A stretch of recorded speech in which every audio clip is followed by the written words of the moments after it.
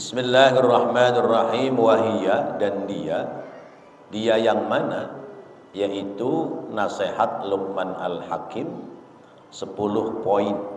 Al-asharatul khisalu 90 Al-asharatul khisalu, yaitu 10 macam. Afdalu, lebih utama, minal mali, dari harta dunia. Wahirzun, dan sebagai pemeliharaan, ai hisnun, atau penjagaan, minal khaufi, dari rasa takut. Wa'uddatun, dan sebagai persiapan, bidhammil aini, dengan dhammah huruf ainnya, ai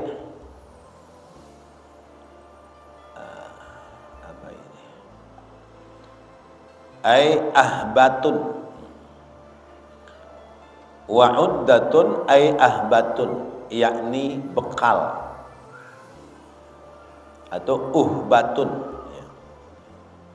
Wa'uddatun, dan persiapan, bidhammil aini, dengan dhammah huruf aina, ay uhbatun, yaitu bekal, fil harbi, di dalam perang, ay al muqatilati, di dalam berperang melawan musuh.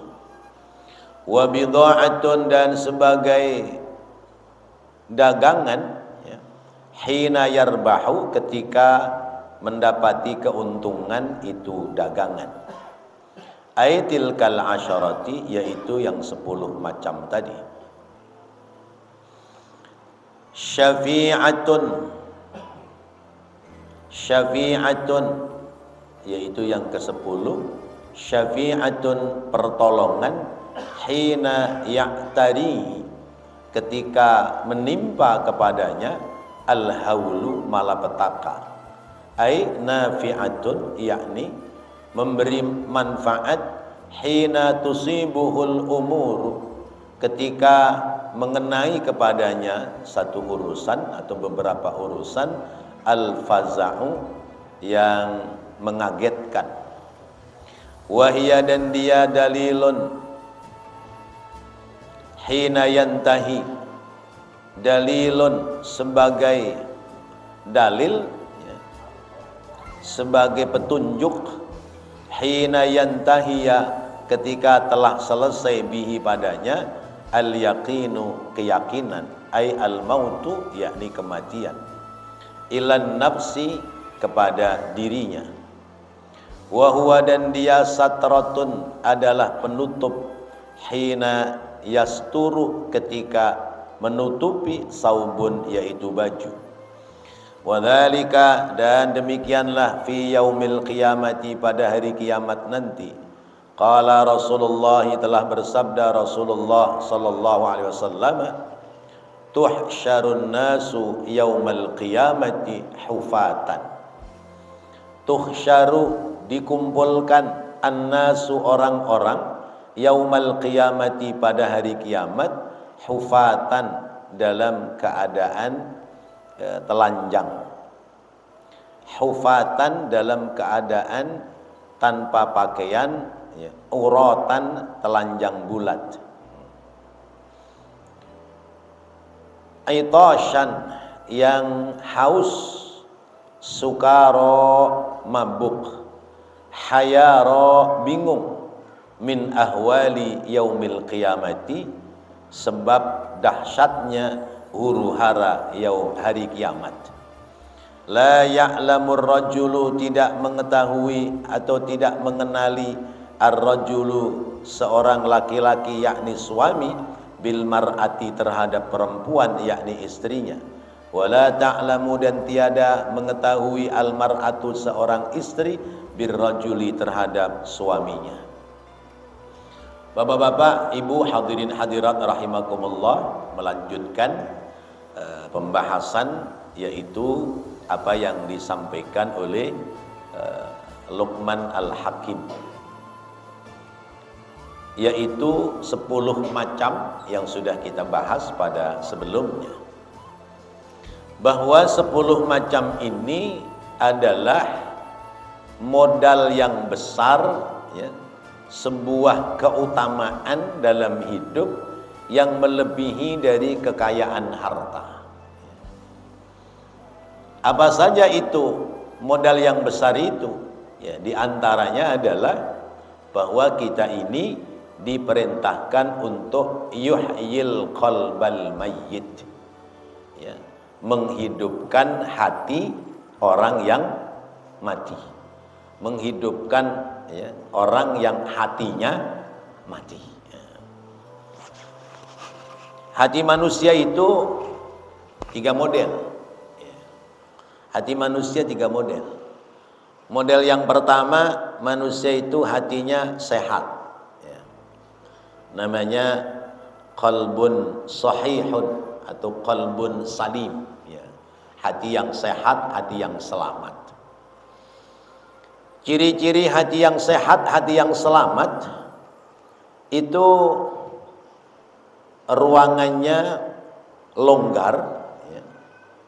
Kemudian ruangan yang longgar itu tertutup dari bahaya kotoran, ya. Ruangannya longgar, kemudian tertutup dari bahaya kotoran, sehingga dia akan bersih terus menerus. Nah, itu namanya qalbun sahih, hati yang sehat. Karena itu orang yang hatinya sehat, ya, hidupnya menjadi sehat.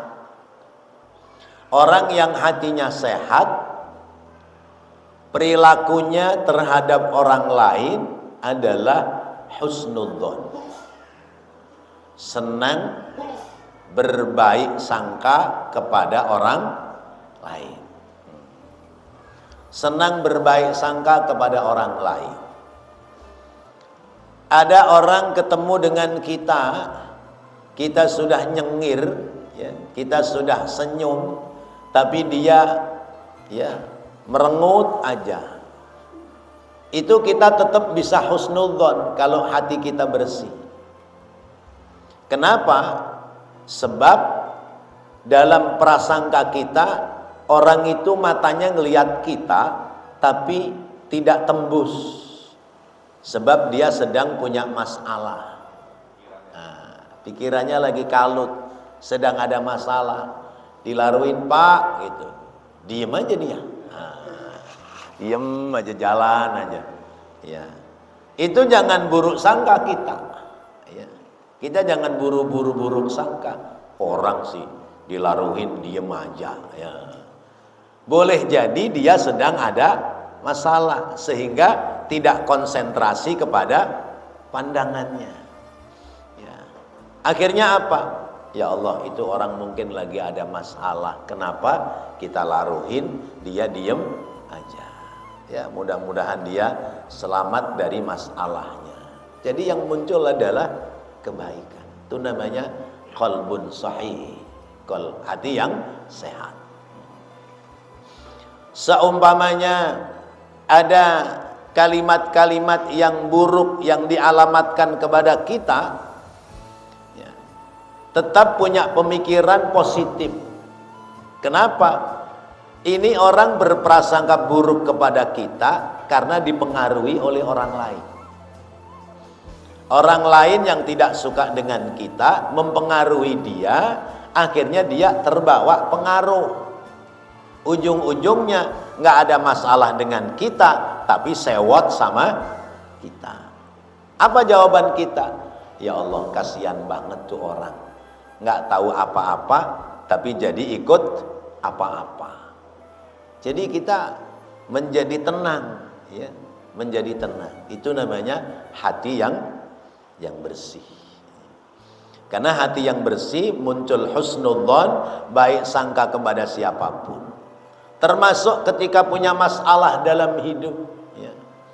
Karena orang hidup itu tidak akan lepas dari masalah. Ayo, siapa yang nggak punya masalah? Semua pasti punya masalah, sesuai dengan kapasitas masalahnya masing-masing. Yang muda seneng sama anak perempuan, dia seneng, perempuannya nggak seneng. Masalah apa enggak? masalah ya. Ya dia seneng, perempuannya seneng, tahu-tahu baru senengan 3 bulan 4 bulan, tahu-tahu diputusin sama perempuannya. Akhirnya apa? Pasang status. Ya, pasang status. Update statusnya apa? Hidup mas sudah nggak ada gunanya kalau seperti ini. Iya, hidup nggak ada gunanya. Yang saya cintai sudah pergi dari hadapan saya. Hidup sudah tidak ada gunanya. Iya. Nah, kalau dia itu update status seperti itu, kalau misalnya Israel dengar status dia, ya, Israel lihat status dia, ya sudah, kalau memang hidup sudah tidak ada gunanya, udah kamu hubungin saya dah. Israel yang datang, set, ya, dalam sekejap, ya, sampai selesai sudah, masya Allah. Maka nggak usah dipikirin, kalaupun ya belum kesampaian. Dunia tidak selebar daun kelor. Daun kelor lebar apa enggak? Kayaknya kecil-kecil ya, selebar jempol segini ya. Ya Allah, udah ya, dunia masih lebar, masih ada perempuan yang lain. Perempuan yang lain kok belum ada yang mau, ya sudah, alhamdulillah masih banyak perempuan hamil. Tungguin aja kapan lahirnya. Jadi itulah kehidupan.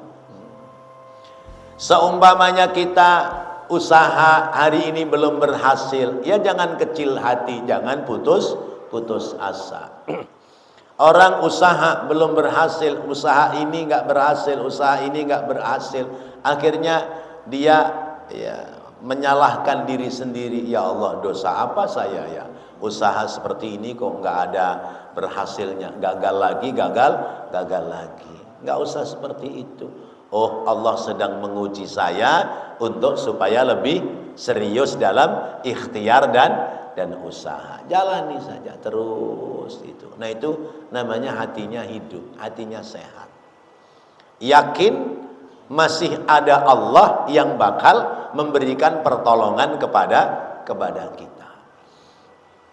Janji Allah kepada kita, fa inna ma'al usri yusran, inna ma'al usri yusra.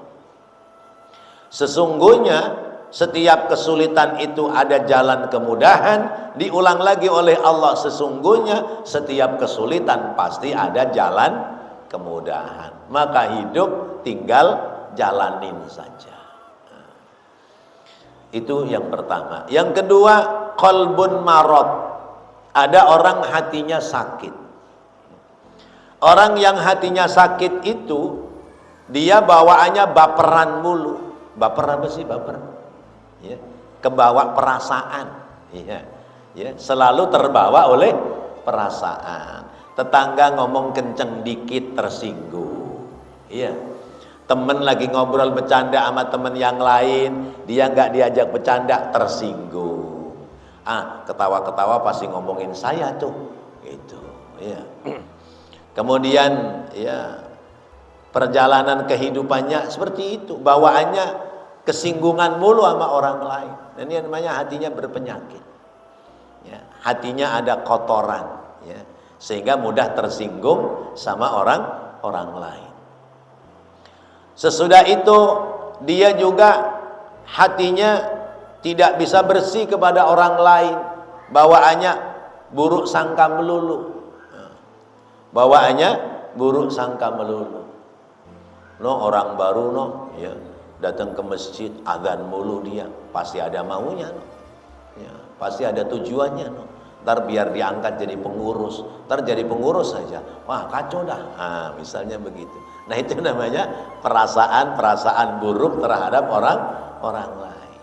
Tapi kalau hatinya bersih, alhamdulillah, itu orang biasanya nggak pernah ke masjid, sekarang mau ke masjid. Sekarang di masjid ya mau adzan, mau iqomat, mau bersih-bersih kotoran sampah di masjid. Alhamdulillah.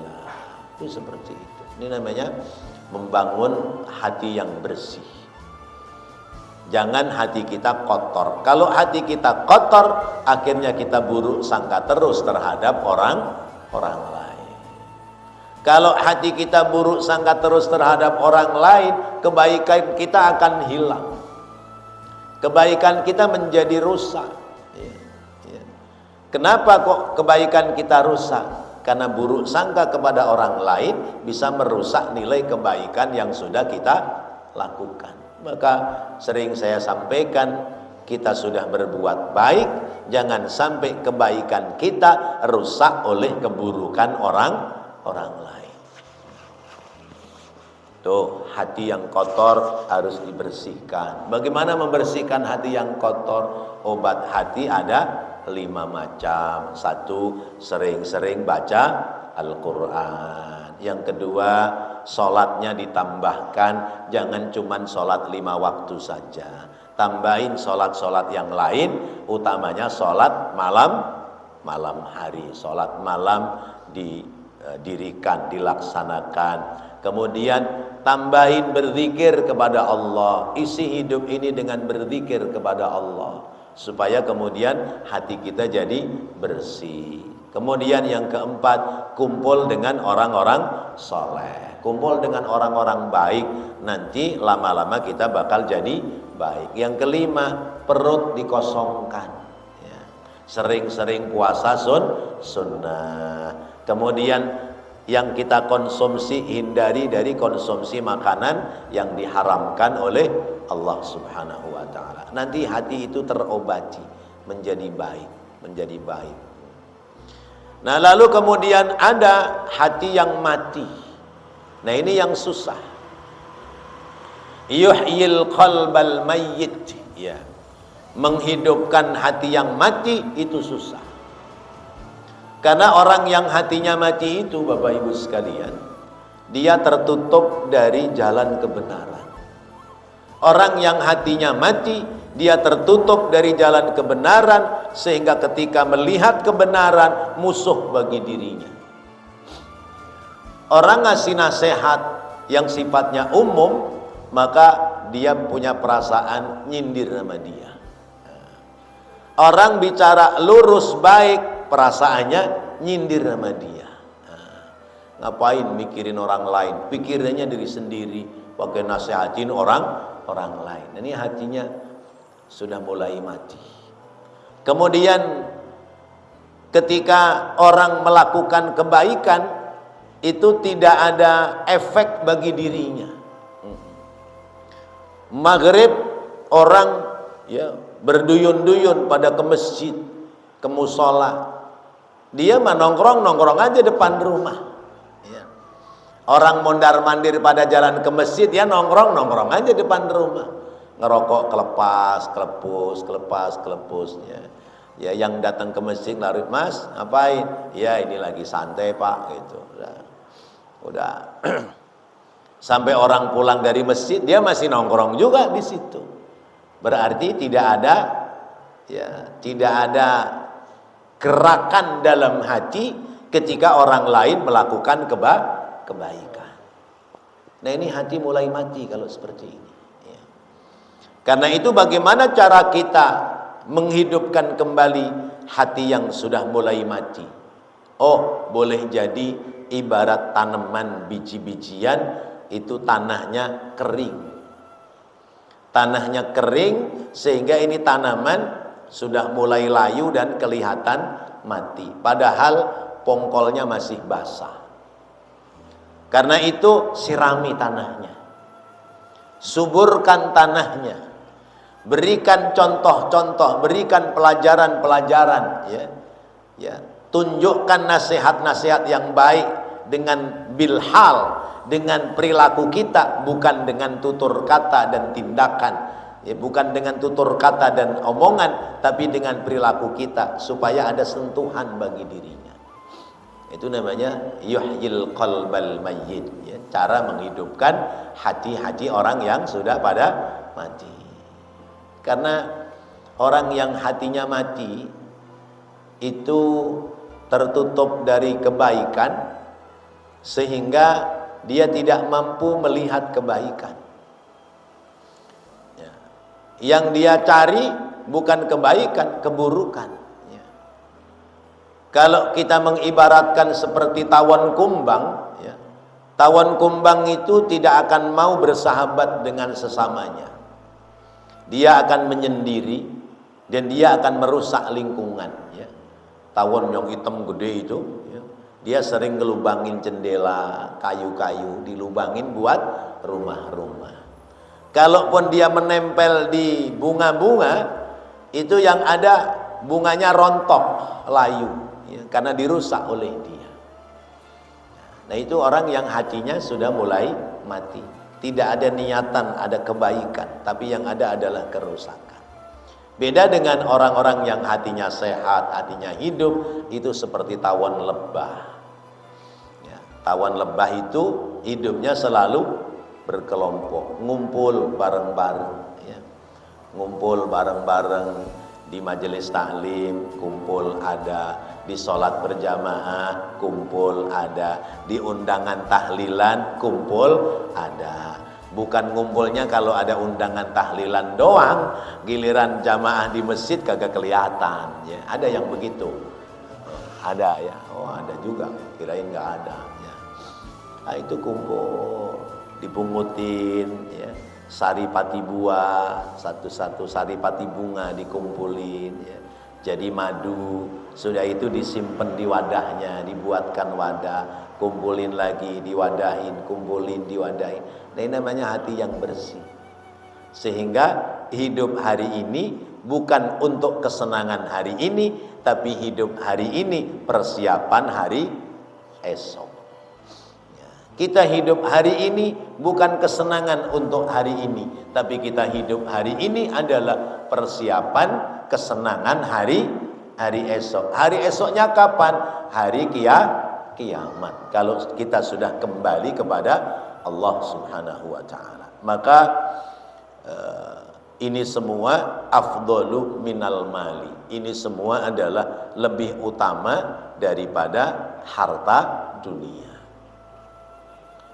Yang kedua, wahirzun minal khaufi, sebagai pemeliharaan dari rasa takut. Karena pada dasarnya kita sebagai hamba hidup ini pasti ada rasa takut.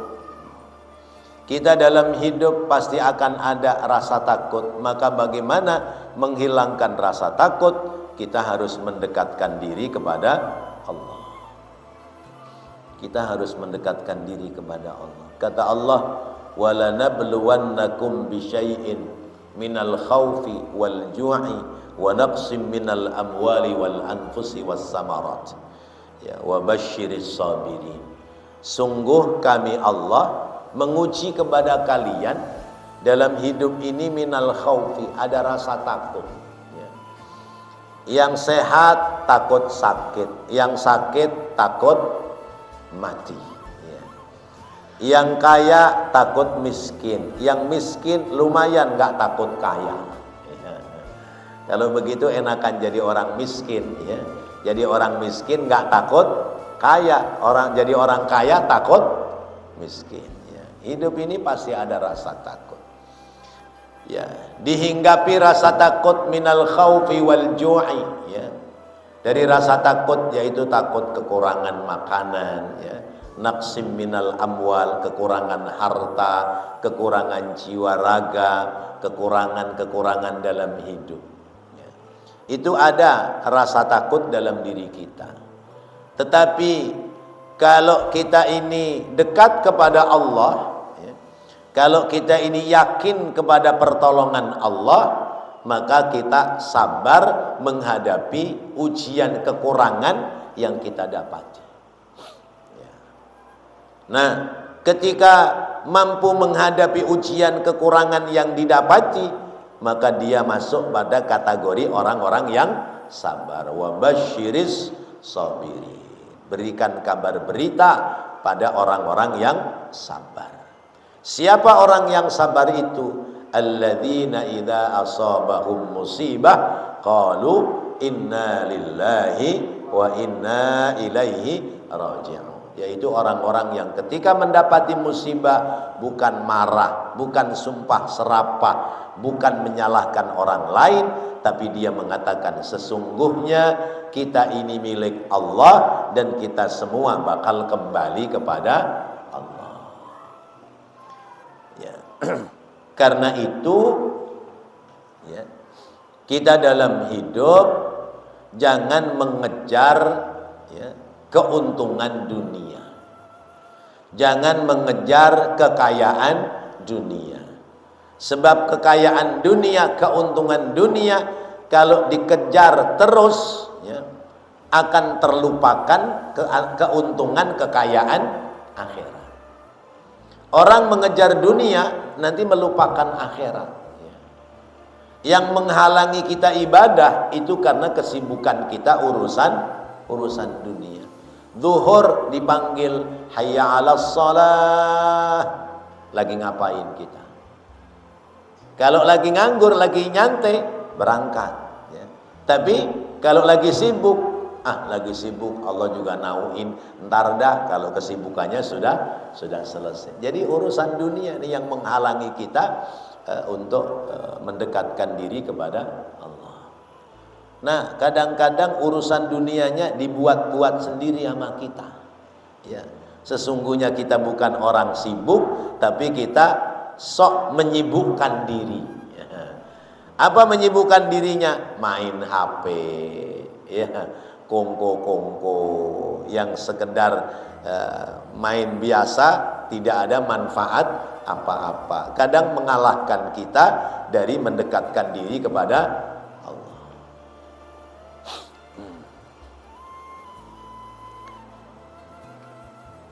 Lalu kemudian wa'uddatun fil harbi, dan 10 poin ini adalah sebagai persiapan untuk berangkat perang ya.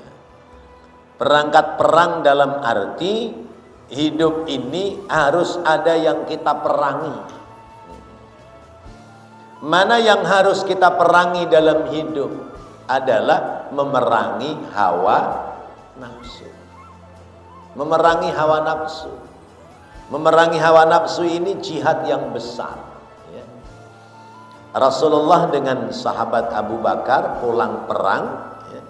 Begitu sampai di depan pintu rumah ya, ucap salam kepada istrinya, tidak dibukakan pintu. Lama tidak dibukakan pintu ya, mungkin karena sedang ada kesibukan sang istri.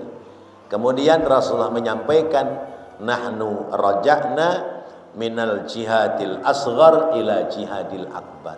Kita baru saja pulang dari perang yang kecil menuju pada perang yang besar. Apa itu? Menahan hawa nafsu, memerangi syahwat hawa nafsu. Karena syahwat hawa nafsu itu menempel di diri kita. Kadang-kadang syahwat hawa nafsu mengatakan ini yang benar, maka kemudian dia perturutkan, padahal itu adalah sebuah kesalahan. Bisa jadi seperti itu. Nah, jadi kebaikan demi kebaikan yang kita perbuat pada 10 poin yang sudah dibahas di awal itu adalah bagian dari apa? Jadi uddatun fil harbi, persiapan memerangi syahwat hawa nafsu, persiapan memerangi bujuk rayu setan. Setan selalu menggoda kepada kita. Gerakan setan, jalannya setan mengikuti peredaran darah kita. Sehingga kata Rasulullah, asyaitanu yajri majrad dam. Setan itu mengikuti kita, mengendalikan kita sesuai dengan aliran darah kita. Maka kalau orang marah itu lebih mudah setan mengendalikan dia. Kalau kita marah, setan lebih mudah mengendalikan kita. Karena dari situ ada celah untuk masuk. Ya, ketika setan masuk, ya, orang itu marah, tidak mampu mengendalikan amarahnya, maka perilakunya kayak setan. Karena sudah kesetanan. Nah, kita harus perangi. Pertama perangi hawa nafsu, yang kedua perangi bujuk rayu setan. Yang ketiga perangi orang-orang yang mengajak kita kepada hal-hal yang buruk. Karena di sekitar kita ada orang yang baik, ada orang yang buruk. Ada yang ngajaknya kepada kita kepada yang baik-baik, ada pula yang ngajaknya kepada kita kepada hal-hal yang buruk. Tanya Pak Jumhan, zaman dulu masih jadi bos konveksi, ya. Dari rumah mah pakai kain sarung, pakai baju koko, pakai peci, ngomong sama istrinya, "Mak, saya mau ngaji." Sama siapa? Sama Pak Johan. Ngaji di mana? Ada di pengajian Habib gitu ya. Begitu jalan ternyata di dalamnya udah pakai celana lepis, ya. Pakai celana lepis, pakai kaos, ya. Sudah pakai pakaian perlente. Di jalanan dibuka bajunya, dibuka sarungnya, dicopot pecinya, dilepet, ditaruh di jok motor. Udah naik motor berdua pakai celana lepis. Gak tahu tuh arahnya sampai kemana. Ya Masya Allah, itu cerita-cerita pada jadi bos tuh juga begitu. Ya Allah. Nah itu kan ya teman-teman sendiri yang ngajaknya kepada hal-hal yang tidak baik. Ntar jam berapa, jam 12, jam 1 baru pulang, dipakai lagi kain sarungnya. Ya Allah, ada yang modelnya begitu.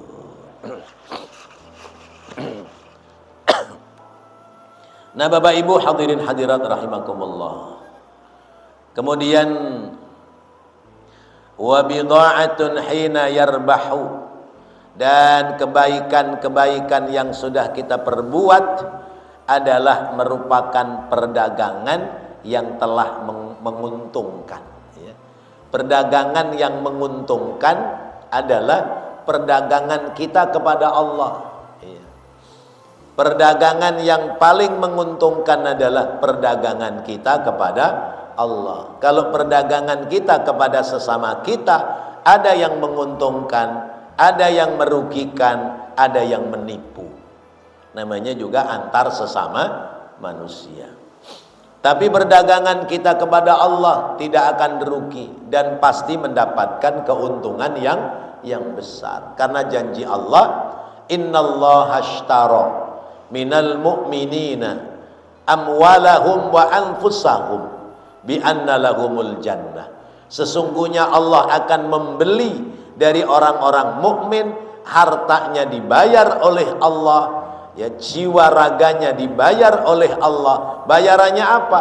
Bi anna lahumul jannah. Bayarannya adalah surga. Maka inilah perdagangan yang paling mahal harganya. Dagangan berupa nilai ibadah yang ikhlas, nilai ibadah yang berilmu, nilai ibadah yang ada keuntungan di negeri akhirat. Berarti bidha'atun hina yarbahu, perdagangan yang jelas-jelas telah memperoleh keuntungan. Malam hari bisa bangun, sholat tahajud, sepi dari orang lain, kita sholat sendirian. Jangankan tetangga yang serumah aja belum tentu ada yang lihat kita bangun sholat tahajud. Keuntungan pahalanya sungguh luar biasa.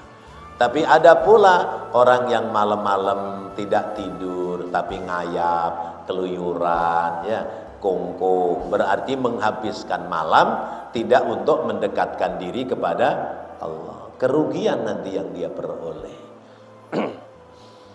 Kemudian mampu bersedekah tanpa harus dilihat oleh orang lain. Sedekah yang kanan, tangan kanan sedekah, tangan kiri tidak melihat. Sedekah sir itu akan menyelamatkan kita. Sedekah sir bisa membendung kemurkaan Allah Subhanahu wa taala. Kata Rasulullah, "Inna shadaqatas sirri tudfi'u ghadabar rabbi."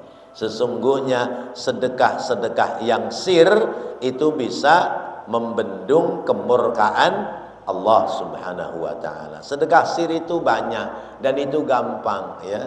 Bapak ke warung, ya, naruh duit 100.000 ya, sama tukang warung, ngomong, tukang warung, tolong ya, ini saya beli air mineral ya, air mineral botol atau air mineral gelas, tolong anterin ke Masjid Aryani Muhda biar buat keperluan orang ngaji, keperluan orang sholat Jumat, keperluan orang ibadah yang lain. Nggak usah bilang dari saya, anterin aja.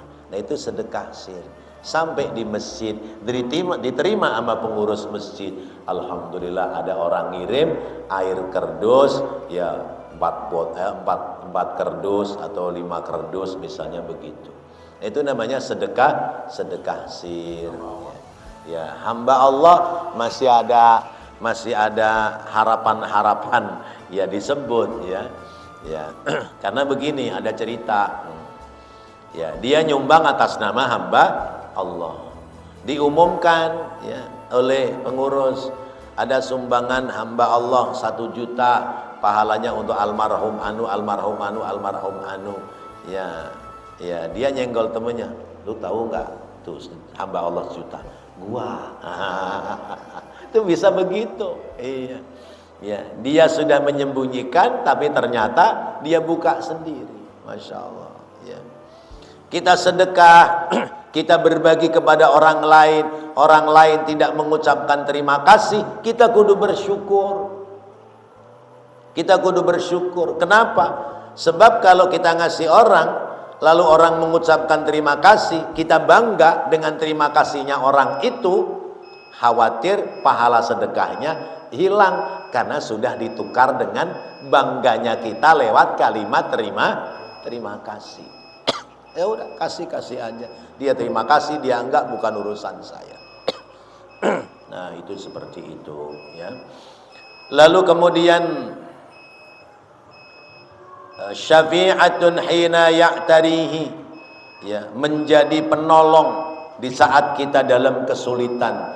Mungkin kesulitan dunia terlebih pada kesulitan negeri akhirat. Nilai-nilai kebaikan yang kita telah terapkan dalam kehidupan dunia maka akan menjadi penolong kita di saat nanti kita kesulitan di negeri akhirat. Sebab sabda Rasulullah bahwasanya besok manusia dibangkitkan di hari kiamat hufatan auratan. Hufatan, telanjang kaki, nggak pakai sendal. Uratan, telanjang bulat. Atsyanan, haus. Sukaro, mabuk ya, karena kekurangan segala sesuatu dan ketakutan. Hayaro, kebingungan ya. Nah nanti yang menutupi kita, pakaian kita adalah amal-amal kita yang sudah kita lakukan. Yang menghilangkan kebingungan kita adalah kebaikan-kebaikan kita yang sudah kita perbuat. Yang menghilangkan haus kita, yang menghilangkan rasa haus kita di huru hara hari kiamat adalah nilai-nilai kebaikan yang sudah kita buat. Besok di akhirat itu ya, la ya'lamur rajulu bil mar'ati wa la ta'lamul mar'atu bir rajuli. Ya. Suami bisa nggak kenal istri, istri bisa nggak kenal suami. Kenapa? Karena rasa takut yang luar biasa. Ya. Kita aja kadang-kadang karena sebab ketakutan di dunia, ketemu temen nggak ngenalin lagi. Ya. Apalagi besok di negeri akhirat. Kita akan selamat lewat nilai-nilai kebaikan yang kita perbuat saat kita ada di dunia. Maka terus berbuat baik, lakukan kebaikan supaya itu menjadi modal buat kita saat kita nanti kembali kepada Allah Subhanahu wa taala. Wallahu a'lam bissawab. Semoga menjadi ilmu yang bermanfaat.